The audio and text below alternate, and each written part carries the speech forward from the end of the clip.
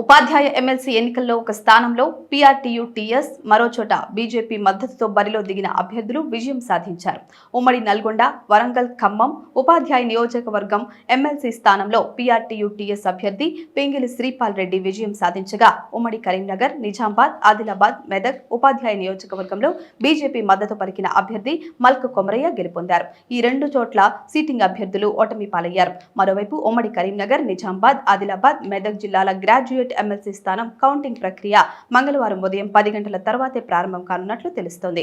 ఇక్కడ ఇంకా చెల్లని ఓట్లను వేరు చేస్తున్నారు. ఈ ప్రక్రియకు మరింత సమయం పట్టనుండడంతో కౌంటింగ్ ఆలస్యం కానుంది. ఈ గ్రాడ్యుయేట్ స్థానంలో భారీగా ఓట్లు చెల్లుబాటు కాకపోవడం గమనార్హం.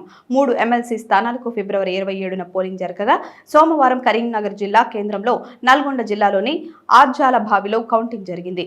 బీజేపీ బలపరిచిన అభ్యర్థులు 3 ఎమ్మెల్సీ స్థానాలకు పోటీ చేయగా, కాంగ్రెస్ గ్రాడ్యుయేట్ ఎమ్మెల్సీ నియోజకవర్గానికి మాత్రమే పోటీ చేసింది.